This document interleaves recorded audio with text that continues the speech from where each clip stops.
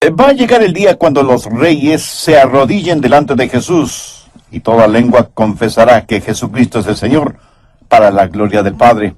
Busque en su Biblia Romanos 8. Después de un momento leeremos los versos 18 y 19. Antes de eso quiero hacerle una pregunta. ¿Sabe usted lo que es el dolor, el sufrimiento, la pena, la desilusión, el temor, la frustración y la confusión? Si todavía no lo sabe, solo espere, solo espere. No crea que usted escapará. Esta época en la cual vivimos está llena de enfermedades, guerras, odios, huelgas, dolor y confusión. Y parece que el hombre no puede hacer nada al respecto. Anhelamos mejores días y los días se vuelven peores. Los sueños dorados de los seres humanos se oxidan.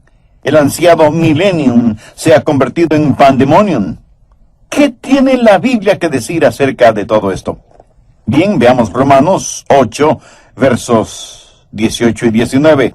El apóstol ha estado pensando y dice: pues tengo por cierto que las aflicciones del tiempo presente no son comparables con la gloria venidera que en nosotros ha de manifestarse, porque el anhelo ardiente de la creación es el aguardar la manifestación de los hijos de Dios. Hay algunas cosas que debemos poner en perspectiva, porque si no lo hacemos así estaremos en problemas. Usted puede dudar o hasta puede volverse un rebelde. Cuando la tragedia lo alcance y las cosas no salen de la forma en que usted pensaba, cuando esa persona tan querida por usted está siendo consumida por una terrible enfermedad, a lo mejor usted levanta su puño contra Dios en desafiadora rebelión, acusando a Dios de ser injusto y falto de amor. O en vez de estar lleno de rebelión, a lo mejor está lleno de dudas y dice: ¿en dónde está Dios? ¿No tiene ningún poder para hacer algo al respecto? ¿O tiene el poder pero en realidad no le importamos nada? ¿O es que en verdad Dios no existe? Bueno, seamos honestos. Muchas personas están enfrentando esa clase de preguntas y nosotros, a la vez, debemos preguntarnos: ¿cómo podemos manejar esta situación? Bien, el apóstol Pablo enfrenta una situación parecida y por inspiración divina nos dice: pues tengo por cierto que las aflicciones del tiempo presente no son comparables con la gloria venidera que en nosotros ha de manifestarse. En el original, Pablo usa una expresión contable: deber y haber, ingresos y egresos. Aquí está el sufrimiento, acá está la gloria. Pablo está diciendo: mi balance no está en rojo, está en negro. Si a usted no le importa marcar su Biblia, me gustaría que subraye 3 palabras. Mire el verso 21. Porque también la creación misma será liberada de la esclavitud de corrupción. Subraye la palabra esclavitud. La segunda parte del verso 21 dice: a la libertad gloriosa de los hijos de Dios. Subraye la palabra libertad. Leamos ahora el verso 24.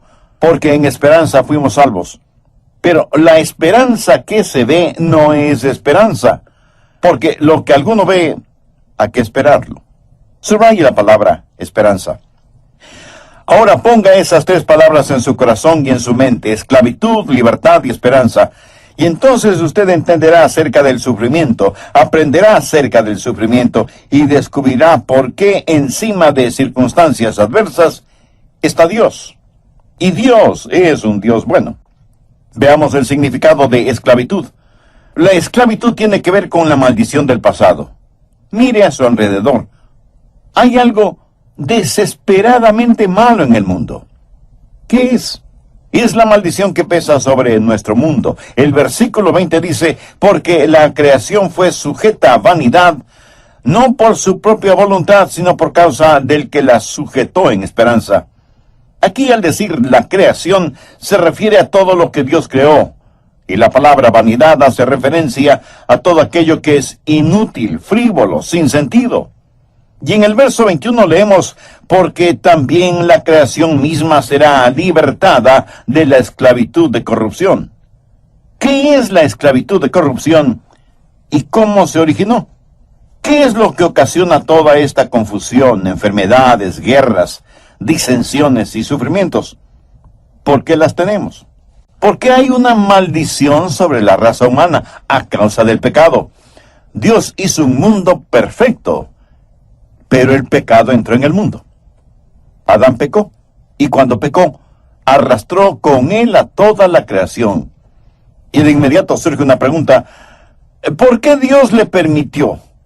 Si Dios es un Dios bueno, ¿por qué permitió que Adán pecara? ¿Por qué Dios creó aún la posibilidad, la potencialidad de pecar?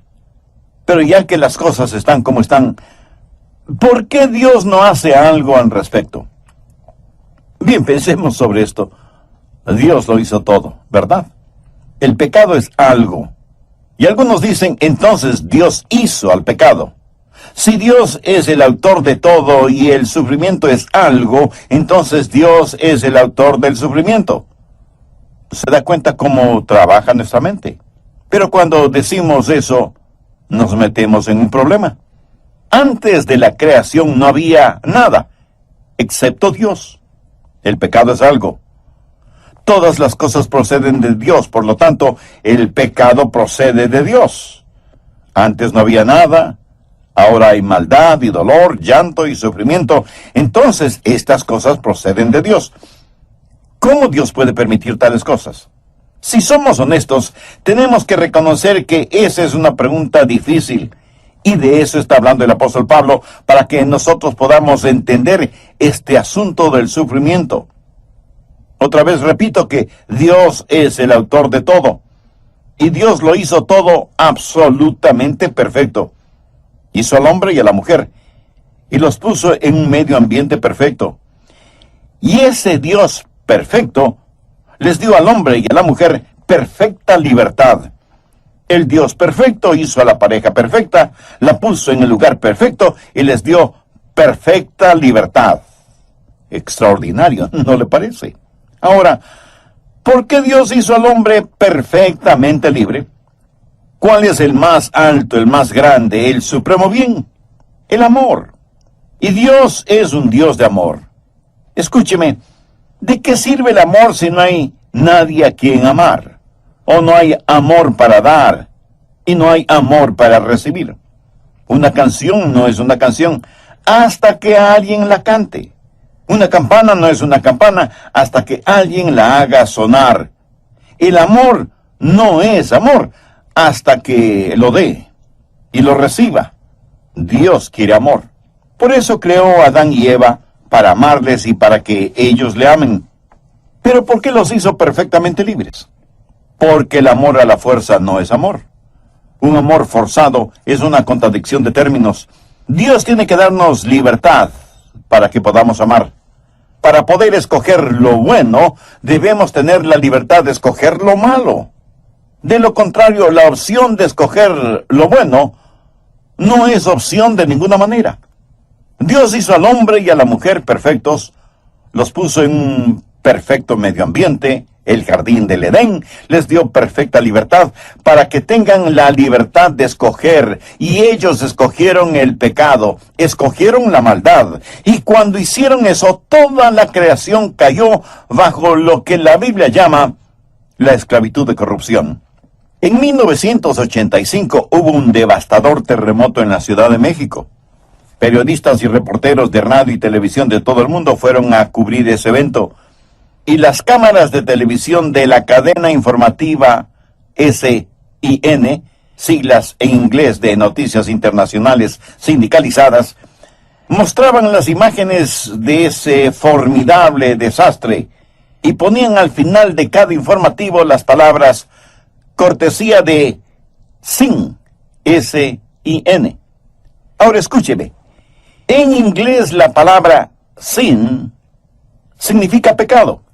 Así que involuntariamente estaban diciendo que toda esa devastación que mostraban era por cortesía del pecado. Lo que está sucediendo en nuestro mundo es consecuencia del pecado. Vivimos en un mundo enfermo de pecado y el pecado es como un virus. Alguien dirá, bien, sabemos la causa. Adán pecó y arrastró a toda la creación con él. Y ahora toda la creación está bajo la maldición del pecado. Pero, ¿por qué Dios no hace algo al respecto? ¿Por qué Dios no interviene? ¿Por qué Dios sencillamente no mata al diablo y destruye la maldad? Después de todo, si Dios es Dios y tiene poder, Él puede hacerlo, ¿verdad? Buenas y aparentemente muy lógicas preguntas, ¿no le parece? Ahora escúcheme muy atentamente. Dios no puede destruir al diablo sin destruir la libertad. Y si Dios destruye la libertad, estaría destruyendo el amor. Y si Dios destruye el amor, estaría destruyendo el más alto y precioso bien. Es más, se estaría autodestruyendo. Si nosotros no tenemos la libertad de escoger lo bueno, entonces no somos libres. Por lo tanto, debe haber también la libertad de escoger lo malo. Ahora escuchen lo siguiente, que es muy paradójico. Para que Dios destruya lo malo, tendría que hacer lo malo, porque estaría destruyendo la capacidad del más alto bien, que es que sus criaturas escojan el amarle y el servirle. Entonces, ¿qué es lo que Dios va a hacer acerca del mal o del sufrimiento? Dios no va a destruirlo, Dios va a derrotarlo.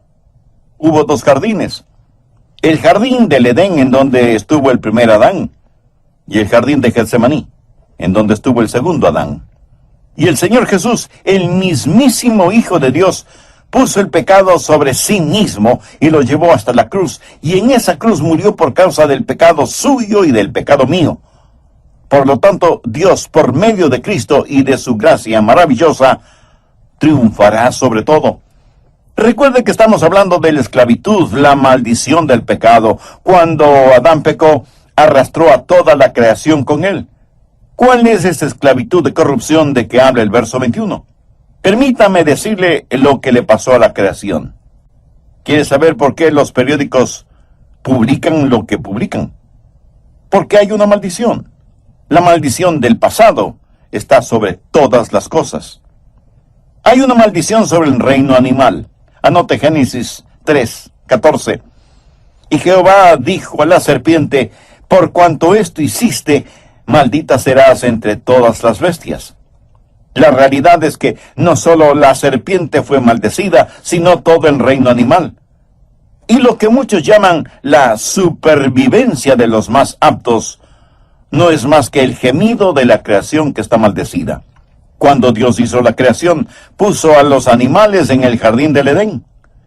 No los puso ahí con la ley del colmillo y de las garras. Eso fue el resultado del pecado, porque el reino animal fue maldecido.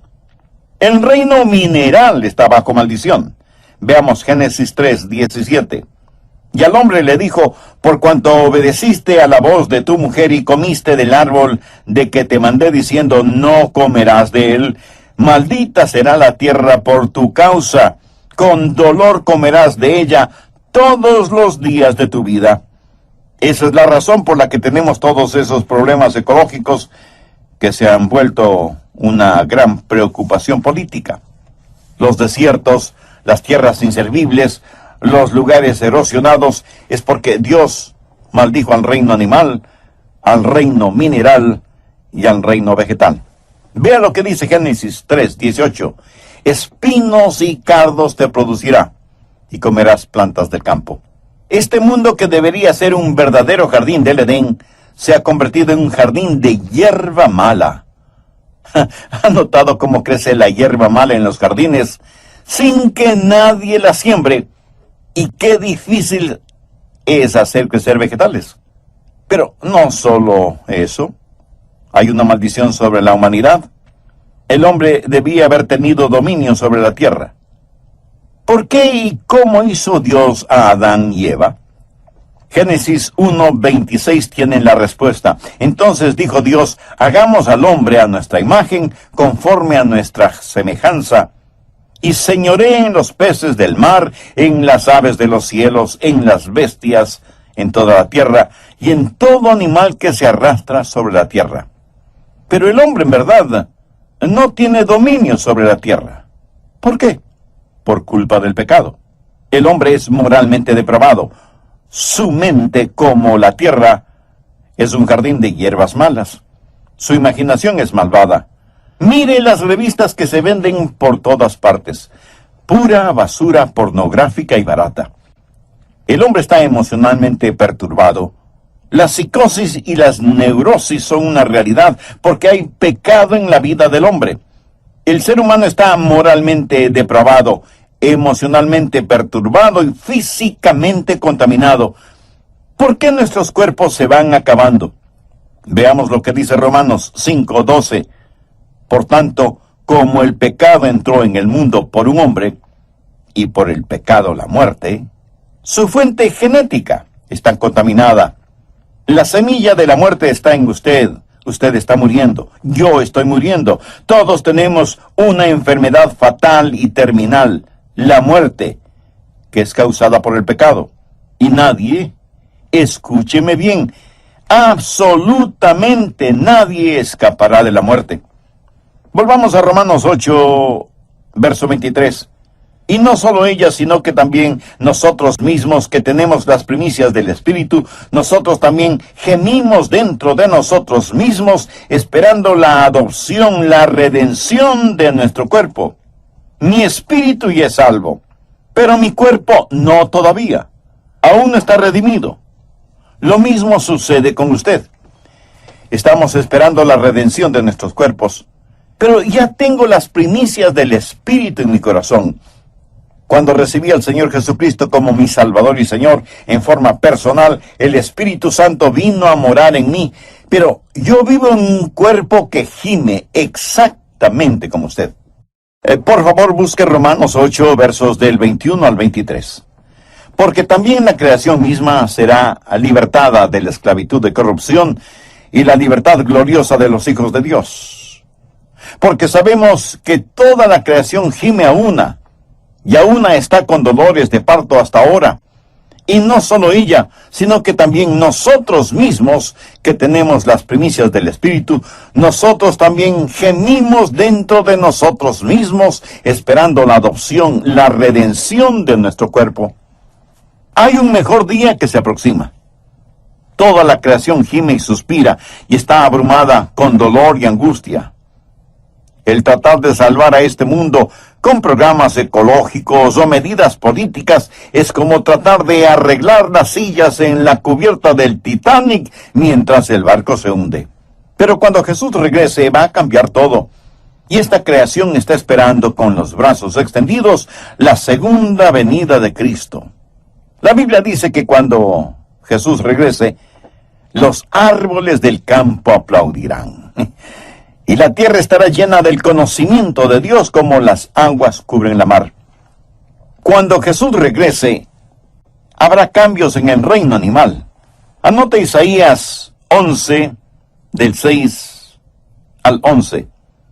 Morará el lobo con el cordero, y el leopardo con el cabrito se acostará.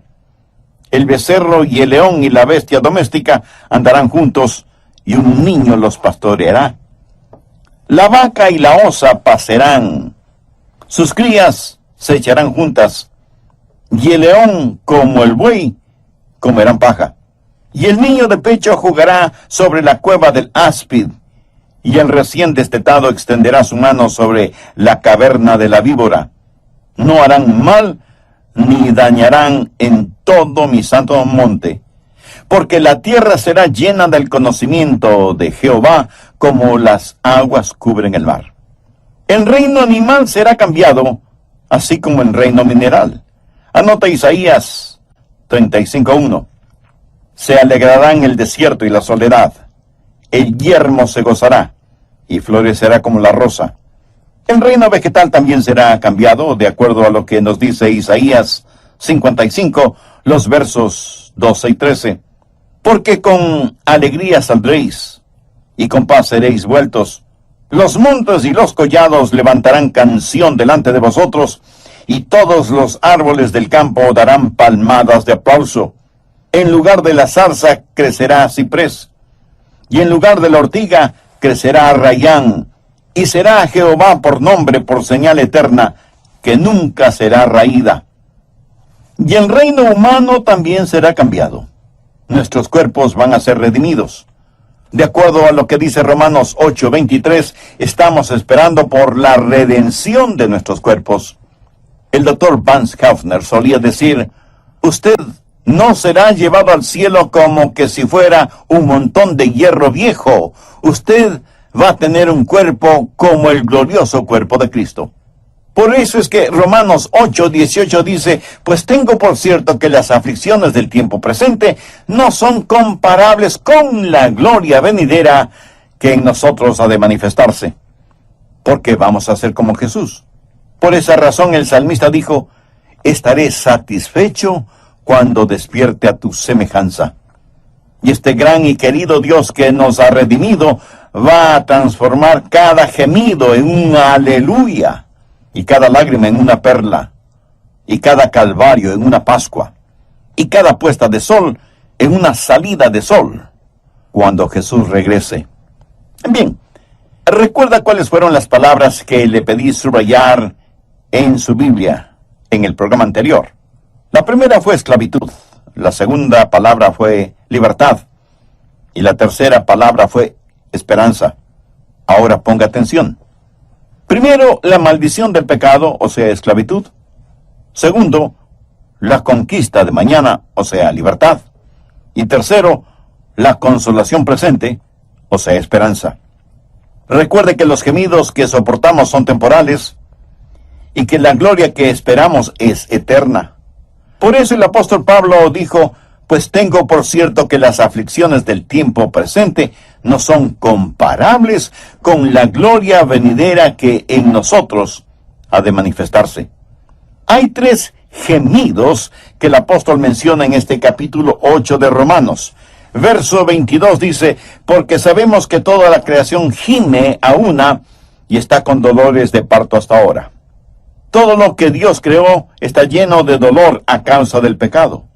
Hay un gemir en toda la creación, pero también hay un gemir por parte del creyente.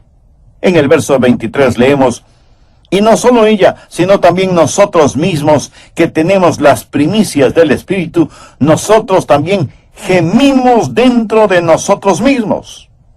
El gemir de la creación, el gemir de los creyentes, y en el verso 26 encontramos el otro gemir.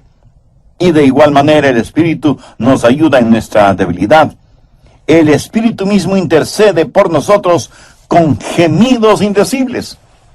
El gemido de la creación, porque toda la creación está bajo maldición. El gemido del creyente, porque a pesar de ser creyente, eso no le inmuniza contra el sufrimiento. Nuestros cuerpos aún no están redimidos, y aunque tenemos las primicias del Espíritu, todavía gemimos.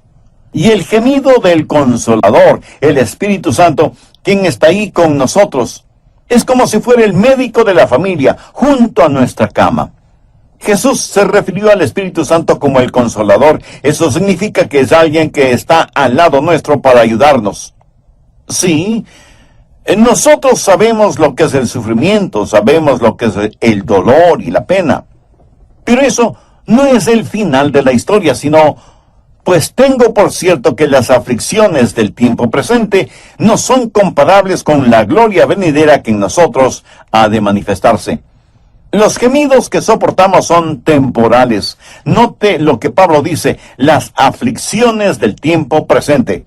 O sea, los sufrimientos, las penas, las enfermedades, las dificultades económicas, todo lo que forman las aflicciones del tiempo presente son temporales.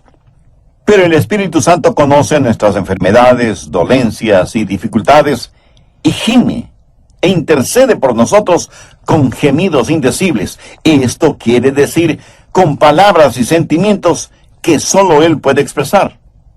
Todo lo que estamos sufriendo es temporal. La gloria que esperamos es eterna. Volvamos ahora a Romanos 8:28. Este es uno de mis versículos favoritos, y estoy seguro que para muchos de ustedes creyentes en el Señor Jesucristo, también será su versículo preferido. Y sabemos que a los que aman a Dios, todas las cosas les ayudan a bien, esto es, a los que conforme a su propósito son llamados. Pero también quiero que note el extraordinario contenido del verso 29. Porque a los que antes conoció, también los predestinó, para que fuesen hechos conforme a la imagen de su Hijo, para que Él sea el primogénito entre muchos hermanos. Por favor, subraye la palabra sabemos del verso 28. Habla de certeza absoluta. Saber algo sin dudas, sin vacilaciones ni titubeos. Tener el convencimiento de que para quienes aman a Dios, todas las cosas, aun aquellas que parecen negativas, serán para bien. Dios tuvo un hijo a quien ama profundamente, tanto que decidió tener muchos como él. Decidió tener una familia de hijos hechos a la imagen de su Hijo unigénito. Así lo determinó y así lo predestinó. Cada ser humano, comprado y redimido por la sangre de Cristo, finalmente será como Jesús. Y ni todo el poder del infierno podrá evitarlo, porque ya está predestinado. ¿Ha notado que el contenido de los versos 29 y 30 está en tiempo pasado? Veámoslo. Porque a los que antes conoció también los predestinó, para que fuesen hechos conformes a la imagen de su Hijo, para que Él sea el primogénito entre muchos hermanos. Y a los que predestinó, a estos también llamó, y a los que llamó, a estos también justificó, y a los que justificó, a estos también glorificó. Y alguien me dirá, un momento, pastor. Hace poco usted dijo algo sobre la gloria que será revelada. O sea, eso es tiempo futuro. ¿En qué quedamos entonces? Tiene razón. Pero lo que Dios está diciendo es que eso es tan seguro como que si ya se hubiera realizado. En mi mente y en mi corazón, no hablo de esto como de algo que va a suceder, sino de algo que ya ha pasado, está hecho, está realizado, Dios lo ha predestinado. Y lo que ha sido decretado en el cielo no puede ser anulado ni en la tierra, ni en el infierno. Como hijos de Dios, si en realidad somos genuinos hijos de Dios, estamos predestinados para la gloria. Veamos desde el verso 31. ¿Qué pues diremos a esto? Si Dios es por nosotros, ¿quién contra nosotros? ¿De qué está hablando Pablo?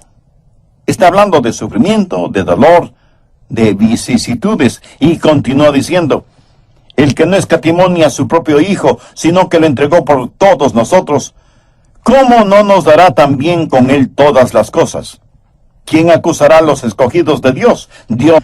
Y ninguna falta puede condenarnos, y ningún enemigo puede destruirnos. Ahora, piensa en los sufrimientos.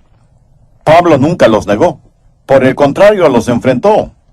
Vean lo que dice desde el verso 35. ¿Quién nos separará del amor de Cristo? ¿Tribulación, o angustia, o persecución, o hambre, o desnudez, o peligro, o espada? Como está escrito, por causa de ti somos muertos todo el tiempo. Somos contados como ovejas de matadero. Pablo no dice que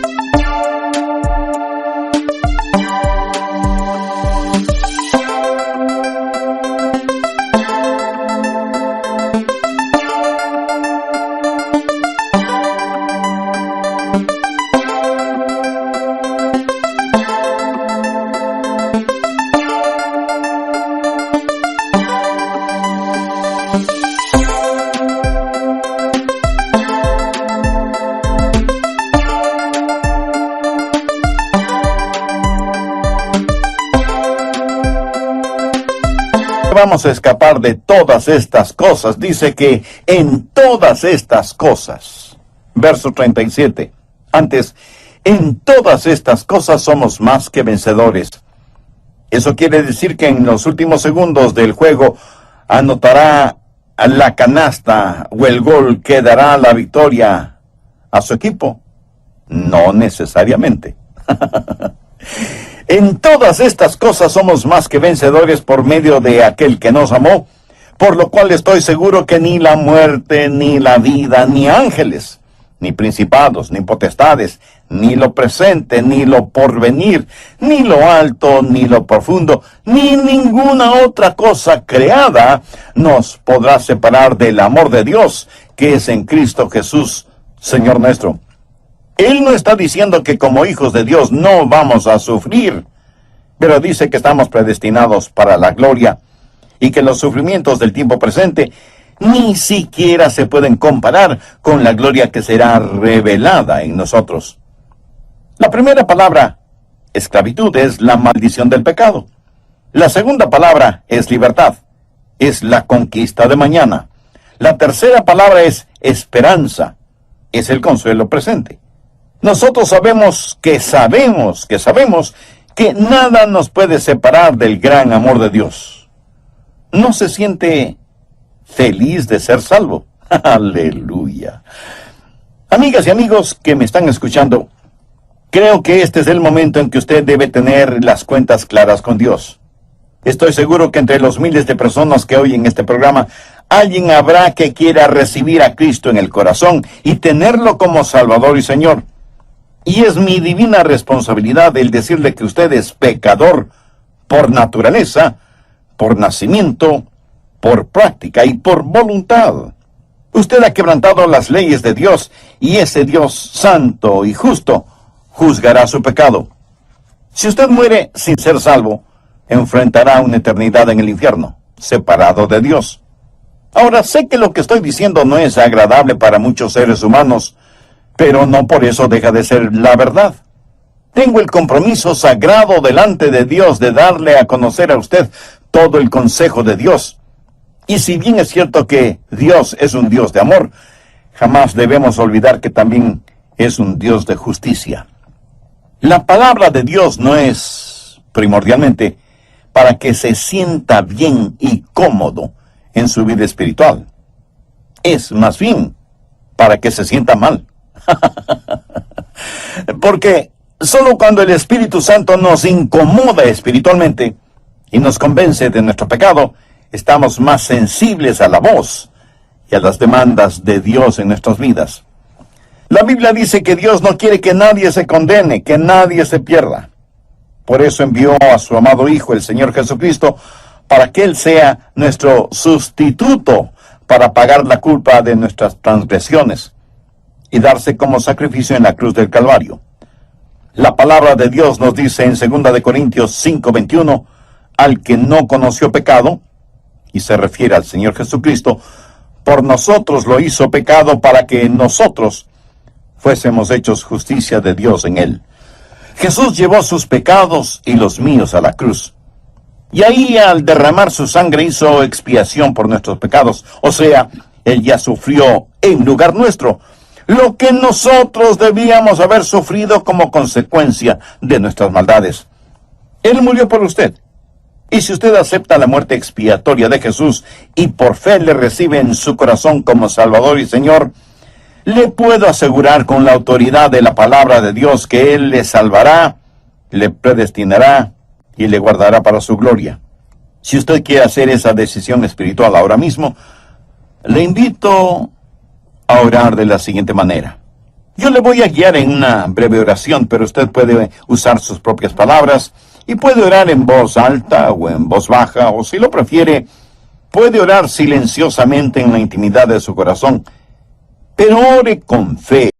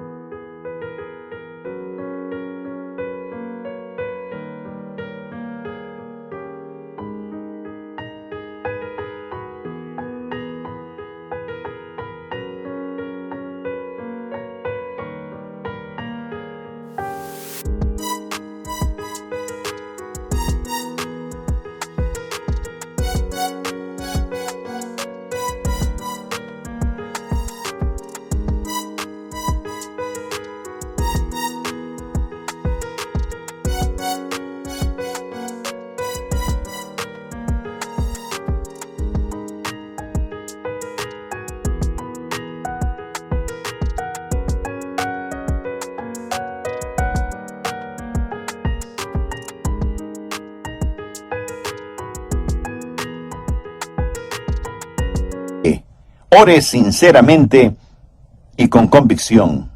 Diga: querido Dios, gracias por amarme. Gracias por haber dado a tu amado Hijo para que ocupe mi lugar en la cruz del Calvario. Sé que soy pecador y estoy perdido, y lo que merezco es tu justo juicio sobre mí, pero vengo en busca de tu misericordia y de tu gracia. Señor Jesús, tú prometiste salvarme si confiaba en ti. Sí, confío en ti. Creo que tú eres el Hijo de Dios que moriste en la cruz para salvarme. Creo que Dios te levantó de entre los muertos y ahora, resucitado, estás en la gloria, a la diestra de tu Padre. Este momento, con sencilla pero genuina fe, te invito a que entres en mi corazón y seas mi Salvador y mi Señor. Te entrego el control de mi vida, perdona mis pecados, sálvame, límpiame, sáname. No espero ninguna señal sobrenatural, y ayúdame a estar firme en tu palabra. Y porque tú moriste por mí, yo quiero vivir para ti. Ayúdame a que jamás me avergüence de ti, ya que nunca sea yo una vergüenza para ti o para tu palabra.